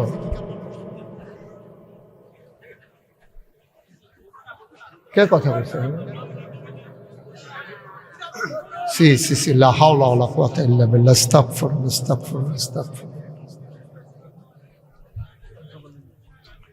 এখন দুধের ভিতরে চিংড়ি জগ দিয়া দুধ লয়ে গেছে মালিকের বাড়িতে, গিয়া বলতেছে, ভাই তুমি কি দুধ বিক্রি করলা? দুধের ভিতরে চিংড়ি মাছ। মালিক সমস্যা নেই, এমনি কি আর চিংড়ি মাছ হয়েছে? ওই যে গরু যে ফেনা খায়, ফেনার লগে চিংড়ি মাছও খেয়ে এলিস, এই জন্য এটা দুধের লগে বাড়িয়েছে। নাউজুবিল্লাহ বলবেন না? আল্লাহর চিন্তা, বান্দা খাবে কি? মাছের ভিতরে বিষ, ফার্মের মুরগির খাবারের ভিতরে বিষ। দুধের ভিতরে চিংড়ি মাছ, বাতাসের ভেতরে তোমার কালো ধোয়া। আল্লাহ কয় টেনশন দরকার নাই, আমি আমার মেহমানের জন্য মেহমানদারির ব্যবস্থা করে দিয়েছি। সুবহানাল্লাহ। আল্লাহ তাবারক ওয়া তাআলা পেটের ভিতরে সন্তান বড় করে, আর মায়ের বুকের ভিতরে দুধ জমা। সন্তান দুনিয়াতে এসেছে, ওয়া ওয়া করে কান্নার আগে মায়ের দুধের ভিতরে জুস মেরে যায়। সন্তানকে যখন বুকে লাগায়, মায়েরও শান্তি, বাচ্চারও শান্তি। এই নিয়ামত যিনি দিলেন তিনি আমার আল্লাহ, ঠিক কিনা? আল্লাহ কয় উবুদু রাব্বাকুম, আবাদত করবা সেই আল্লাহর, আল্লাযী খলাকাকুম, যিনি তোমাকে সৃষ্টি করেছেন, ওয়াল্লাযীনা মিন ক্বাবলিকুম, শুধু তোমারে না, তোমার আব্বা, তোমার আম্মা, তোমার দাদা, তোমার দাদি, তোমার নানা, তোমার নানি, তোমার 14 গোষ্ঠী, তোমার জাতির পিতা ইব্রাহিম, তোমার আদি পিতা আদম, আদি মাতা হাওয়া, তোমার নবী মুহাম্মদুর রাসূলুল্লাহ সাল্লাল্লাহু আলাইহি ওয়াসাল্লাম যিনি বানিয়েছেন, উবুদু রাব্বাকুম, আবাদত করবা ওই রবের, ঠিক কিনা? তাহলে আমরা আবাদত করব কার? আল্লাহ। চাইব কার কাছে? আল্লাহর কাছে। দিতে পারেন যিনি, তিনি কে? আল্লাহ। মাজারে গিয়া চাইবেন? পীরের পায়ে গিয়া সুমাইবেন? সাজদা দিবেন? বুড়ো আঙ্গুল চুষবেন? গোসলের পানি খাইবেন? এটা কিন্তু আপনাদের এদিকে না কম না আছে? এটা কি এই এলাকা তো ঢুকে গেছে? হ্যাঁ। আরে মুসা, আমি চিটাগং সাতপুর গেছিলাম মাহফিলে, গেছি পরে গিয়া জিগলাম ভাই কি নমুনা, হুজুর মাজারও সাজদা দেয়। আর একটু দক্ষিণ দিকে এসে গেলাম ভাই কি নমুনা, হুজুর ফিরের ফাওয়ার সাজদা দেয়। আর একটু উত্তরে গিয়েছি গেলাম, সমস্যা কি, হুজুর ফিরের ফাওয়ার সুমায়। ব্রাহ্মণবাড়ি এলাকায় গিয়েছি গেলাম, আপনার কি অবস্থা, বুড়া আঙ্গুল শোয়। চিটাগাং গিয়া হুনি ফিরের গোসল করায়, হেই গোসলের পানি মুরিদরা বোতলও বইরা বাইতেন না খায়, খারাস কারে কয়। আচ্ছা ও একটা মানুষের গোসল করাইলে কত জায়গা বাইয়া ফানি যায়? জায়গাটি আসেনি সকলের লগে? এবার আবার চাই আসেনি, চাইতেন কইছি মোবাইলটা কি তাই টেনশনও পড়ে গেছে, আছে না নাই? নাউজুবিল্লাহ কর, জোরে কর নাউজুবিল্লাহ। বন্ধুরা আমার, ভাইরা আমার, তাইলে বানাইলো আমারে আল্লাহ, সাজদা দেব মাজারে গিয়া, এটা জীবনেও হিসাব মিলে না, ঠিক কিনা? কপাল বানিয়েছেন যিনি, সাজদা পাও না তিনি, ঠিক কিনা? ও মুসলমান, তোমার সামনে তোমার ছেলে, তোমার আপন ভাইয়ের যদি আব্বা ডাকে, আপন ভাই তোমার ছেলে তার চাচারে আব্বা ডাকছে, তোমার সামনে, তোমার কি আনন্দ না কষ্ট? কষ্টে বুকটা ফাইটা যায়। আমার সন্তান জন্ম দিলাম আমি, তারে হাফ প্যান্ট কিনে দিলাম আমি, লেখাপড়া করাই আমি, সব করি আমি, তা আব্বা রাহে তারে, আমার শুরু তারে আব্বা রাহে। তুমি বাদ গিয়া কপালে ঘাম জমে গেছে, তোমার স্ত্রী কয় কান্দেন কেন? কয় আপনার কুদ্দুর চাড়ায়। কয়তে কিতা করছে? তে দেখে আলমগীরের আব্বা রেখে বইয়া রয়েছে। আরে কোন কি এই কারবার করছে? বাইতাই লোক না, বাইতাই এর ভিতরে বেড়ায় কানতে আছে, বেরিয়ে গসাই আপনার সরিষার তেলের সাথে পানি মিয়াইয়া মাথার দেয়, ঠান্ডা ওয়াল লাগিয়া। এবার কুদ্দুর পরে আহারে একটু ফরফর একটা আহা দেয়। এটা যদি আপনার হোলার মধ্যে লাগান যেত, জাকাত আগুন ধরে গেল। একটু ফরফর একটা আহা শব্দ বাইর করতে আছে এ ভিডিও। আরে এতে জুল্লা ফুটে সরকার হয়ে যাবো, তার বাহের মনে এত কষ্ট দিছে। আব্বা আপন বাইয়ে দো, আপনার ভাই আলমগীর হেতারা না হইলে আপনার ফুট কুদ্দুসে আব্বা ডাকছে আর কি, তো ডাকলে ডাকছে, শাসা তো বাপের মতোই ডাকছে আর কি। এই ডে যদি আপনার মানতে এত কষ্ট লাগে, যেই আল্লাহ আপনারা খাওয়াইলো, যেই আল্লাহ আপনারা মানুষ বানাইলো, যেই আল্লাহ মাথার উপরে আকাশ দিল খুঁটি ছাড়া, জমিন দিল সমতল করে, কল্লু ব্যাগে বয়ে যাওয়া নদী দিল, নদীর ভিতরে পানি দিল, নদীর কিনারে গাছ দিল, নদীর ভিতরে মাছ দিল, আর আপনার জন্য এত সুন্দর পৃথিবী সাজাইলো, আর ডাবের মাথায়, ওই নারিকেল গাছের মাথায় ডাবের ভিতরে শরবত দিল, আখের ভিতরে রস দিল। এই আল্লাহকে ফালাইয়া আপনি বাজারে গিয়া যখন সাজদা দেন, আল্লাহর কলজা ফাইটা যায়, ঠিক কিনা কম? একটু চিন্তা করে কাজ করা লাগে। যা মন চায় তা করা যায় না। আমরা করতে পারি কেন? ওই যে আমরা আল্লাহ চিনি নাই। কেন আল্লাহ বানাইছে আমরা জানি নাই। ওই শিক্ষার মূল উদ্দেশ্য আমাদের মাঝে এখনো আসে নাই। আমরা আল্লাহ চিনতে পারি নাই, আমরা নবীজিকেও চিনতে পারি নাই। আমাদের ভাগ্য খারাপ, কপাল খারাপ। আমরা আব্বা আম্মার ঘরে জন্ম নিয়ে মুসলমান হইছি, বুইজা শুই না আমরা মুসলমান হই নাই, ঠিক কিনা? জীবনে খুব চিকন কথা, আমি শেষের দিকে যাচ্ছি, খুব খেয়াল করে শুনেন। মোমেন জীবনে একটা কাজ নাই যেটা ইবাদত না। আপনি একটা কাজ দেখাইতে পারবেন না যে হুজুর টয়লেটে যাওয়া অবশ্যই ইবাদত। আপনি যদি বলেন হুজুর ঢিলালন, এটা তো আরো ইবাদত। আপনি যদি কোন গোসল, এটা তো ফরজ ইবাদত। সুবহানাল্লাহ কয়। এমন একটা কাজ পাবেন না যেটা আপনার জীবনে ইবাদত না। আপনার কৃষিকাজ করা ইবাদত, দোকানদারি করা ইবাদত, বিয়ে করা ইবাদত, বাচ্চা কাচ্চা হওয়া ইবাদত, বাচ্চা কাচ্চা মানুষ করা ইবাদত, এটা দিয়ে লেখাপড়া করানো ইবাদত, ঘর তুলবেন ইবাদত, ঘরও ঘুমাইবেন এটাও ইবাদত, ঘুমাইবেন আপনি এটাও বিল ইবাদত। সুবহানাল্লাহ কইতেন না? আরো সহজ করে কই, নবীজি বলছেন আমার কোনো উম্মত এশার নামাজ জামাতের সাথে আদায় করে ঘুমিয়ে যদি যায় এই নিয়তে, সে ফজর উঠে পড়বে, সারা রাত সে ঘুমায় নাই, যেন নফল নামাজে দাঁড়িয়ে আছে। তাহলে ঘুমটাকে আপনি যেমন তেমন আবাদত মনে করছেন? এটা সাংঘাতিক আবাদত, বিরাট বড় আবাদত। একটা কাজও নাই যেটা আবাদত না। তবে আবাদত হওয়ার জন্য শর্ত আছে দুইটা। একটা হচ্ছে আল্লাহর বিধান হওয়া লাগবে, নবীর তরিকা হওয়া লাগবে, ঠিক কিনা কর? এর বাইরে কোনো আবাদত নাই। হয় আল্লাহর বিধান হবে, নবীর তরিকা হবে। আল্লাহর বিধানও থাকা লাগবে, নবীর তরিকা মতো হওয়া লাগবে, নাইলে আপনারগুলো কোনো আবাদত হয় না। এখন আমরা দি মুসলমান হইলাম। মুসলমান তো আপনি নামে না, আপনি না করে আপনি মুসলমান হইছে, কেউ কয় না তো আপনার। আপনি নিজে কোন যে আমি মুসলমান, আমার নাম আব্দুল করিম, আমি মুশতাক ফয়েজি, ওনার নাম আব্দুর রহিম, উনি আলমগীর হুসেন। আমরা কই এটি মুসলমানের নাম, আমরা মুসলমান হইছি। আপনি দাবি করেন আল্লাহ আপনার মুসলমান বানাইছেনি, এই জন্য চিন্তার বিষয়। আল্লাহ স্বীকার করে কিনা এটা দেখার বিষয়। আপনি না কোন বুইয়াবাজ বিয়া করবেন, হেতারা দিলে না আরে আর কয় বিয়া তো অর্ধেক আগাই গেছে। কই কি অর্ধেক আগাই গেছে? কখনো কই বুইয়াবাজ, কয় তোর কাছে বুঝি বুইয়াবাড়ির তারা বিয়া দিব, কয় কথাবার্তা অর্ধেক আগাই গেছে। কাঁদো খালি কুচকিটা কয় অর্ধেক, এক পক্ষ তো পুরা আগাই গেছে। কয় কেডা? আমি রাজি, তারা রাজি হইলে সারে। তো তারাও রাজি হইতো না, তারার বিয়ে হইতো না।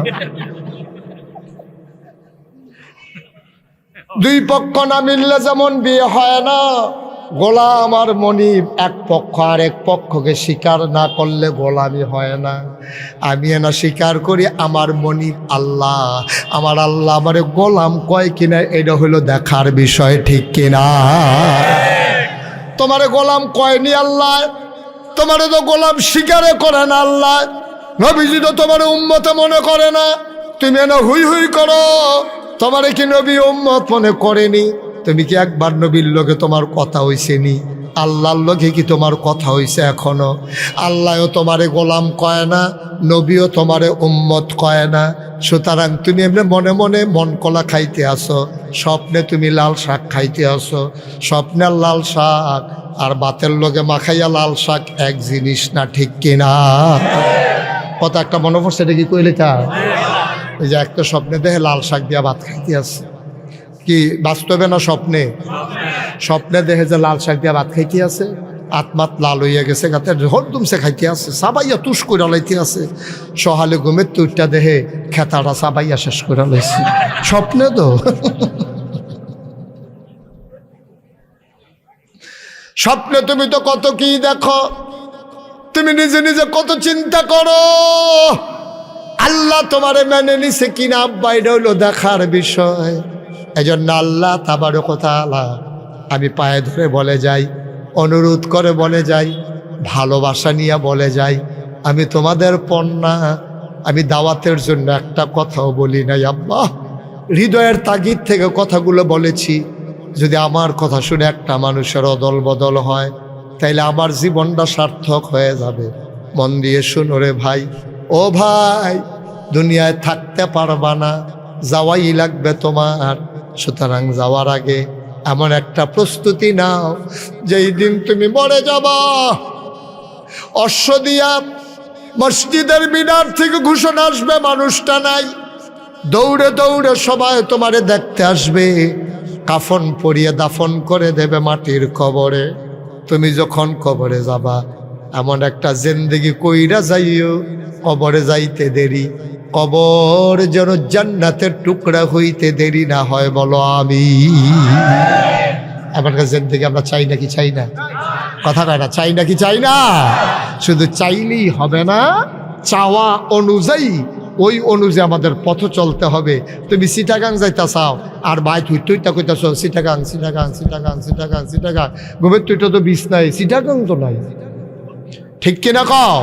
তুমি যাইতে চাইবা জান্নাতে, আর ঘরে শুয়ে শুয়ে বলবে আল্লাহ জান্নাত, আল্লাহ রাস্তা দিয়ে যেতে আটটা যে চলেছি, এই আল্লাহ হুন্ডে হেতারা বেড়ে ডরাই নিছে তার, আল্লাহ জান্নাত না দিয়ে উপায় নাই। তুমি মুখ হয়ে কইবে আল্লাহ জান্নাত দিও, তুমি তো যেই কারবার করছো, কথাটা কি কইলে তা? তুমি মসজিদের ভিতরে ফিরসাবের লোকে বইয়া বইয়া জিকির করতে আসো, লাই লাহা লাই লাহা, পুরাটা মসজিদ মনে হয় কাঁপতে আছে তার জিকিরের লগে। তে ফাল থেকে আরেকবার রুফে পড়ে, আরেকবার ডরে এমনি নিজে রয়েছে, কার উফরি গিয়া কেড়ায় পড়ে কোন যে তোরা কি একটা সেরা বেড়া যাইতে আছে। এর ভিতরে দিয়া মসজিদের সামনে একজনে ফোন দিছে, ভাই সাহেব কিস্তির টেহারা লই আইস না। কি একটা কথা কয় না দেখি, কয় কিস্তির টাকাটা লই আইসলাম, আপনি কো হ্যাঁ তো তোর ফোন ছাড়ে না ভাই, কিস্তির টেহারা লই আইসলাম আমি তো মসজিদের সামনে, আপনি কো এবার এই জিকিরের ভিতরে দেখতেছে লা ইলাহা ইল্লাল্লাহ, টেহা লই আই আল্লাহ। তুমি কি মুসলমান রইছ আব্বা? তুমি এগুল দিয়া কইতেছ লা ইলাহা ইল্লাল্লাহ, আর এগুল দিয়া সুদের কিস্তির টেহা আল্লাহ অনেক লেগে কইতে আসো, ডাকতে আসো, তুমি কি মুসলমান রইছ নি বেড়া? এই তারা উঠতেছে কেন? এই এই বসো, কানটুফি তাতে কানটুফি মানটুফি লইয়া ইয়া না করতেছে না কি তাতে সিফা দিয়ে বইয়া থাক, আমিন কন, জুড়ে কন, আরো জুড়ে। ভাই কুদুর চিন্তা করেন ভাই, আরে আপনি এরকম করতেছেন কেন এখানে বসে বসে? তো কি হয়েছে ফোন দেওয়াতে? ফোন দিছে তো সাইবার কইলেন, এটা দরকার কি? ফোন দেবেন হুজুর আমরা আসি, আপনি আসেন, শেষ তো। আসলে তো বসেন, হুজুর লোক আছে ওখানে, হ্যাঁ আমিন ক, জোরে ক। হুজুরে আইছে, ওখানে ওয়াজও আইসে না, আবার উঠতে থাকি তো স্যার আমি যে ওয়াজ করতে আসি ইনটেকে দেখতে করো কারবার না দি যাবারা খাইতো বইয়া লাইছে, হেবারে খানা না দি আরেকবার খানার লাগে আবার যাইতে আছে, কারবার দেখছেন নি?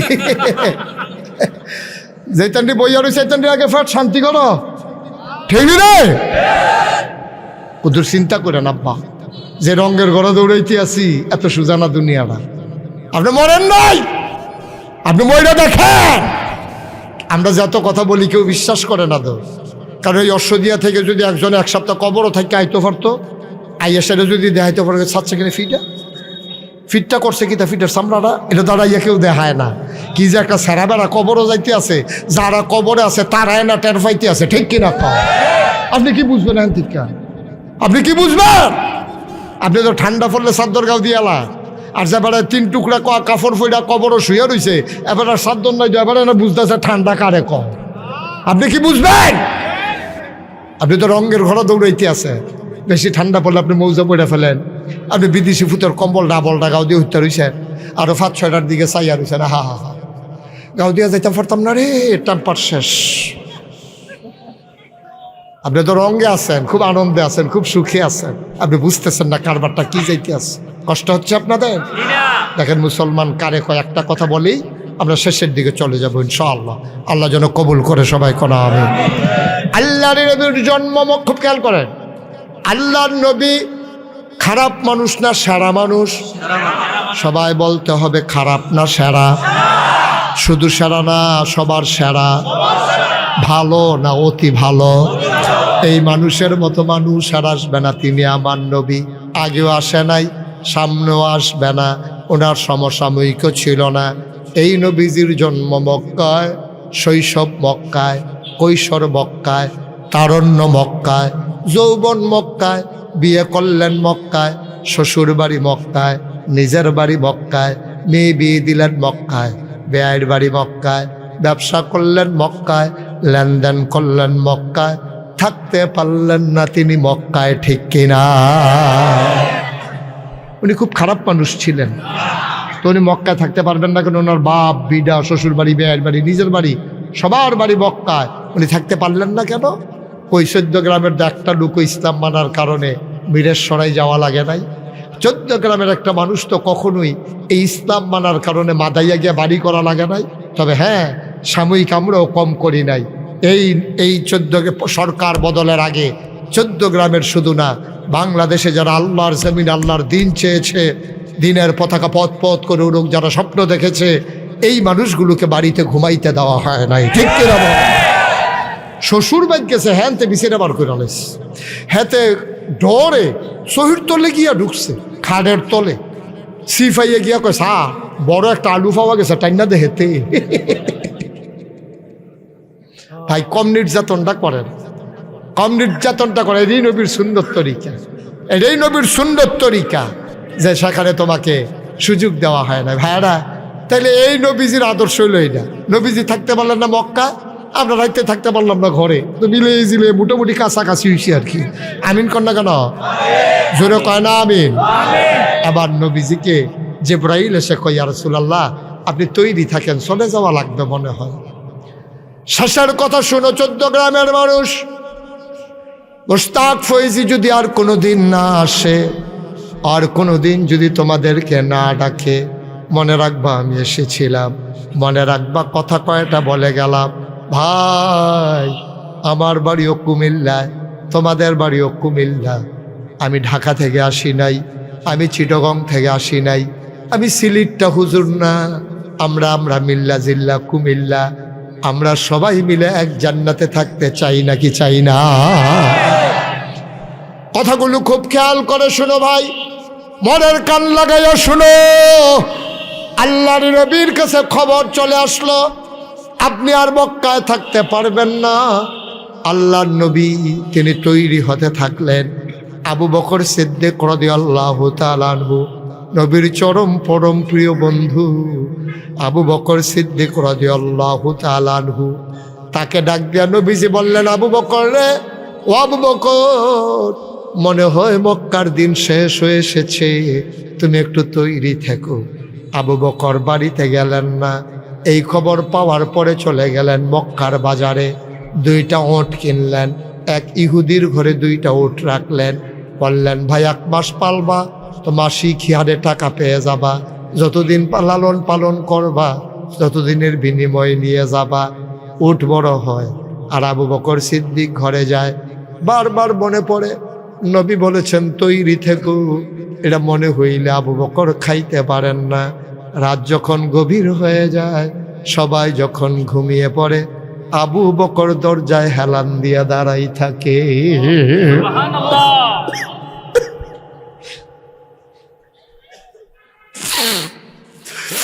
আবু বকরের স্ত্রী ডাক দেয়া কয়, স্বামী আমার ঘুমানোর জন্য বিছানায় আসেন। আবু বকর সিদ্দিক ডাক দেয়া কয়, না বিছানায় ঘুমানো যাবে না। কয় কেন বিছানায় ঘুমাইতে যাবে না কেন? কয় নবীজি বলছে তৈরি থাকার জন্য। আমি যদি বিছানায় ঘুমাই যাই, ঘুম যদি গাঢ় হয়ে যায়, আমার ঘুম যদি গাঢ় হয়ে যায়, নবী এসে দরজায় দাঁড়িয়ে যদি কয়েকটা ডাক দেওয়া লাগে, আমি আবু বকরটা মানতে পারবো না, মরে যাবো আমি। নবী এসে ডাকবেন আর আমি নাক ডেকে ঘুমাবো, আমি কি সেই আবু বকর? বিবি আমার, আমি দরজায় দাঁড়িয়ে দাঁড়িয়ে ঘুমিয়ে যাব, তোমরা ঘুমাও। আবু বকর দরজায় পিঠ লাগাই একবার ডানে কাত হয়, জুড়াইতে জুড়াইতে একবার পড়ে যায়, আবার সোজা হয়ে দাঁড়ায়, তারপরেও বিছানায় যায় না। ঠিক ঠিক ঠিক ঠিক একদিন নবী এসে ডাক দিলেন আস্তে করে, মৃদু সুরে, আবু বকর। আবু বকর লাফ দিয়া কয়, লাব্বাইকি ইয়া রাসূলুল্লাহ,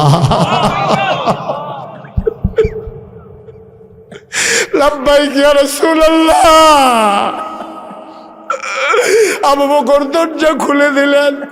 নবী কয়, আবু বকর তুমি ঘুমাও নাই, তুমি এক ডাকে টের পাই না কেমনে? কয় যেই দিন বলেছিল রেডি থাইকো, যেই দিন আপনি বলেছিলেন রেডি থাইকো, প্রস্তুত থাইকো, ওই দিন থেকে আবু বকরের পিঠ আর বিছানায় লাগে না। চারটিখানি কথা বলে কইল না রে ভাই। ইসলাম কারে কই তুমি চিনো না, ইসলাম তুমি এখনো বুঝো নাই। ইসলাম কারে কয় আজকে বুঝে যাও। কেমনে তারা মুসলমান দুনিয়ায় থাকতে জান্নাতের সুসংবাদ পাইছে। এবার আবু বকরকে নিয়ে বের হয়ে গেলেন। তিনি হাঁটলেন উল্টা দিকে, মদিনার দিকে না গিয়ে উল্টা পথে হাঁটলেন। উল্টা পথে হাঁটার পরে আবু বকর সিদ্দিক ডাক দেয়া কয় গুস্তাকি মাফ কর দিজিয়ে ইয়া রাসূলুল্লাহ, গুস্তাকি মাফ কর দিজিয়ে, বেয়াদবি মাফ করবেন। আপনি কি মক্কার রাস্তা ভুলে গেছেন? আপনি তো উল্টো পথ ধরেছেন। নবীজি মুচকে হাসি দিয়া কয় আবু বকর ভুলি নাই, ইচ্ছা করে যাইতেছি। কয় কেন যাইতেছেন? কয় কাফেরেরা যখন আমারে ঘরে না পাবে, মদিনার রাস্তায় হন্য হন্য কয়ে পাগলের মতো ঘুরবে, এই জন্য আমি উল্টা দিকে হাঁটতেছি, যেন তাদেরকে ফাঁকি দেওয়া যায়, তারা যেন খুঁজে না পায়। দেখবা ওরা খুঁজবে ওই দিকে, আমরা নিশ্চিন্তে আরাম করব এই দিকে। বলে সুবহানাল্লাহ। ও 14 গ্রামের মুসলমান, মিয়ার বাজার পার্শ্ববর্তী অশ্বদিয়া সহ বিভিন্ন এলাকার মুসলমান মন দিয়ে শোনো। এবার আবু বকর সিদ্দিক নবীর সাথে হাঁটতেছেন। কিছু দূর যাওয়ার পরে দেখলেন পূর্ব আকাশ ফর্সা হয়ে যাচ্ছে, সূর্য উঁকি মেরেছে, আলোর বিকিরণ ঘটছে, সব কিছু প্রকাশ হয়ে যাচ্ছে। আবু বকর কয় নবী গো, বুদ্ধি বুদয় আর কাজে লাগবে না, এবার বুদয় ধরা পড়ে যাব। দিনের আলো তো প্রকাশ হয়ে গেছে, এখনো তো মক্কার সীমান্ত ক্রস করতে পারি নাই, এখনো তো মক্কার ভিতরেই রয়ে গেলাম, ধরা তো পড়ে যাব। আল্লাহর নবী কয় আবু বকর এত চিন্তা কইরো না, আল্লাহ আছে, কোনো চিন্তার দরকার নাই। দেখো তো কোথাও কোনো গুহা টুহা পাও নাকি। আবু বকর সিদ্দিক চতুর্দিকে ছোটাছুটি করলেন, গিয়ে পেয়ে গেলেন গুহা। গুহার নাম সাউর। সাউর গুহার সামনে গিয়ে আবু বকর দাঁড়ালেন। নবী বললেন তুমি সরো, আমি ঢুকতেছি গুহায়। আবু বকর সিদ্দিক হাত ছড়িয়ে দাঁড়িয়ে গেলেন গুহার মুখে। অসম্ভব, আপনি গুহায় ঢুকবেন না। কয় কেন আমি গুহায় ঢুকবো না? কয় গুহায় সাপ থাকতে পারে, বিচ্ছু থাকতে পারে, পাহাড়ি গুহা, বিষাক্ত অনেক জিনিস থাকতে পারে। আমি আগে একটু দেখে আসি গুহাটা নিরাপদ কিনা আমাদের জন্য। আল্লাহর নবী কেঁদে ফেললেন, ডাক দেখো আবু বকর তুই ঢুকলে কি তোরে কামড়াবে না? আমি ঢুকলে আমারে কামড়াবে। নবীর কলিজা বড়া মায়া। কোরআনে আল্লাহ কয় ফাবিমা রাহমাতিম মিনাল্লাহি লিনতা লাহুম ওয়ালাউ কুনতা ফাজ্জান গালিজাল কলব লানফাদ্দু মিন হাওলিক ফাআফু আনহুম واستغفر لهم وشاورهم في الأمر فإذا عزمت فتوكل على الله إن الله يحب المتوكلين আমিন কর। আমাদের এই মসজিদ তো আজান হয় নাই না এখন? সবাই একটু ধৈর্য ধরে বসেন, আমি এখনই শেষ করে দেব। আমিন কর, জোরে কন, আর জোরে। আবার আল্লাহ কয় নবী গো আপনার মনটারে আমি রহমত দিয়া মায়া দিয়া নরম কইরা বানাইছি। এই নরমের কারণে আবু বকর আপনার গুহায় আগে ঢুকতে দেয় না। তারা আপনার চতুর্দিক দিয়ে মৌমাছির মতো গুনগুন গুনগুন করে আপনার প্রশংসা করে। আল্লাহর নবী গো আবু বকর রে, আবু বকর আমি গুহায় ঢুকলে সাপ কামড়াবে, তোরে কামড়াবে না। আবু বকর সিদ্দিক চোখের পানি ছেড়ে দিলেন, ডাক দেয়া কই ইয়া রাসূলুল্লাহ আমার মতো 100 আবু বকর যদি মরে যায় ইসলামের কিচ্ছু হবে না, কিন্তু আপনি নবীর কিচ্ছু হয়ে গেলে ইসলাম থাকবে না। আপনি নবীর যদি কিচ্ছু হয়ে যায় আর ইসলাম নাম নেওয়ার মতো কেউ থাকবে না। আমি আবু বকর মরে গেলেও কিচ্ছু হবে না গো নবী, আমারে যেতে দেন গুহার ভিতরে। আল্লাহ নবী অনুমতি দিলেন, আবু বকর ঢুকলেন, বললেন আহলান সাহলান মারহাবা, মোস্ট ওয়েলকাম, আসেন গুহার ভিতরে আপনাকে স্বাগতম। নবী গুহার ভিতরে ঢুকেই বললেন আবু বকর বড় ক্লান্ত পরিশ্রান্ত মনে হচ্ছে, একটু বিশ্রাম ফরমাইলে ভালো হতো। আবু বকর বললেন, নো চিন্তা, কোনো টেনশন নাই, আমি আসন পেতে বসতেছি, আপনি মাথা রেখে ঘুমিয়ে পড়ুন। আবু বকর আসন পেতে বসলেন, আল্লাহ নবী কুলের ভিতরে মাথা রাখলেন। আবু বকর আস্তে করে কপালে টিপে দেয়, চুলির মাঝে বিলি কেটে দেয়। নবী আরাম পেয়ে চোখ বন্ধ করে ঘুমিয়ে পড়লেন। আবু বকর চতুর্দিকে তাকায়া দেখে ওই গুহার ভিতরে চতুর্দিক দিয়া ছোট ছোট গর্ত, গর্তের ভেতর থেকে সাপের জিহ্বা লক লক করে। আবু বকর ভয় পেয়ে গেলেন, ওনার পাগড়িটা ছিঁড়ে ফেললেন, টুকরা টুকরা করে সবগুলো সাপের গর্ত বন্ধ করে দিলেন। কাপড়ের টুকরা শেষ, গর্ত রয়ে গেল একটা। কাপড়ের টুকরা নাই, গর্ত একটা বাকি আছে। আবার আবু বকর সিদ্দিক চিন্তা করলেন কি করা যায়। তিনি আবার পা দিয়ে ওই গর্তের মুখে চাপা দিয়ে রেখেছেন। বিষাক্ত সাপ বের হতে না পেরে আবু বকরের গায়ের ভিতরে ধ্বংসন করেছে, ছুবল মেরেছে। বিষাক্ত হয়ে গেছে শরীর, নীল হয়ে গেছে শরীর। আবু বকরের চিৎকার বের হতে চায়, নিচের ঠোঁটটারে দাঁত দিয়া কামড়ে রেখে চিৎকার থামাইয়া নবীর ঘুম নির্বিঘ্ন করতে চায়। আমি আওয়াজ করলে যদি নবীর ঘুম ভেঙে যায়, আবু বকর আওয়াজ বের হতে দেয় না। আবু বকর আওয়াজ বন্ধ করেছে, চোখের পানি থামাবে কি দিয়া?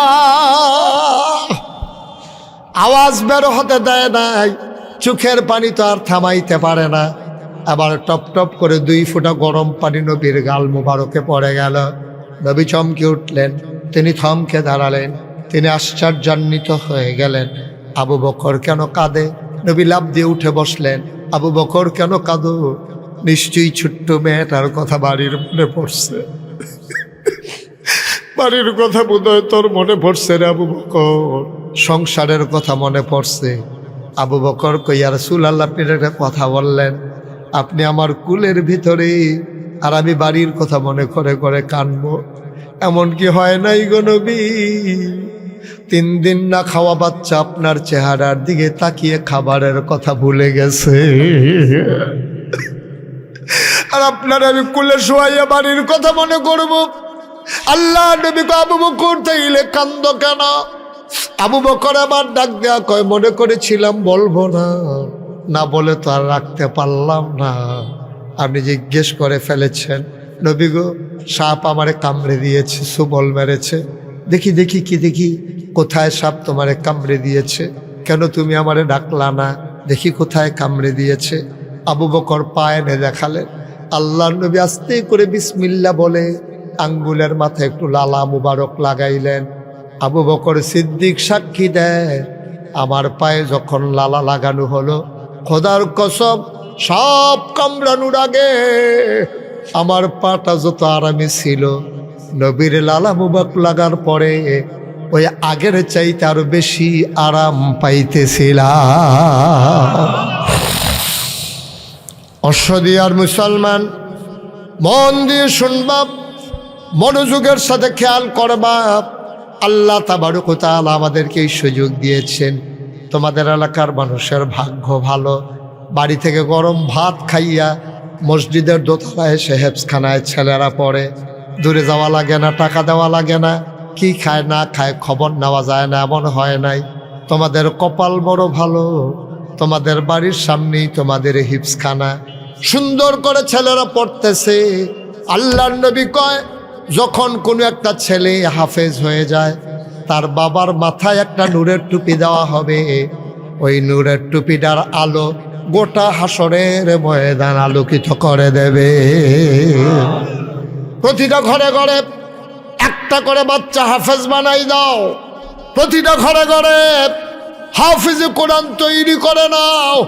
তাইলে এই হাফেজের মাধ্যমে 10টা লোক জাহান্নামী বান্দাকে সুপারিশ করে করে হাফেজ জান্নাতে নিয়ে যাবে। বড়ই কপাল ভাই, এই মাদ্রাসাটা সুন্দরভাবে চলুক। আর মাগরিবের পরের আয়োজন, আমার মন সাক্ষী দিয়েছে তোমাদের মাহফিল আমার আল্লাহ কবুল করে নিয়েছে। 33 বছর আমি মুশতাক ফয়েজি মাহফিল করি। মাহফিল কদম দিলে মাহফিলের ওজন বুঝি, আজকে মন সাক্ষী দিয়েছে তোমাদের আজকের এই মাহফিল আমার আল্লাহ কবুল করে নিয়েছে। সুবহানাল্লাহ বলবেন না? সবাই পড়ে না আমিন, জোরে পড়ে না আমিন। এই কবুল হওয়া মাহফিলটাতে আমার পরে আমার নেতা আছেন, আমার বড় আলেম আমার ভাই আছেন, উনি ইনশাআল্লাহ কথা বলবেন। গাজীমোড়া মাদ্রাসার সম্মানিত প্রিন্সিপাল হুজুর, হেড মুহাদ্দিস হুজুর, বড় ভালো মানের আলেম, উঁচু মানের বক্তা। আমিও যদি সময় থাকে ওনার কথা শুনি, একটা লোক যাবেন না, ওনার কথা শুনে দোয়া করে তারপরে আমরা সবাই যাব ইনশাআল্লাহ। সবাই কনা আমিন, জোরে কনা আমিন।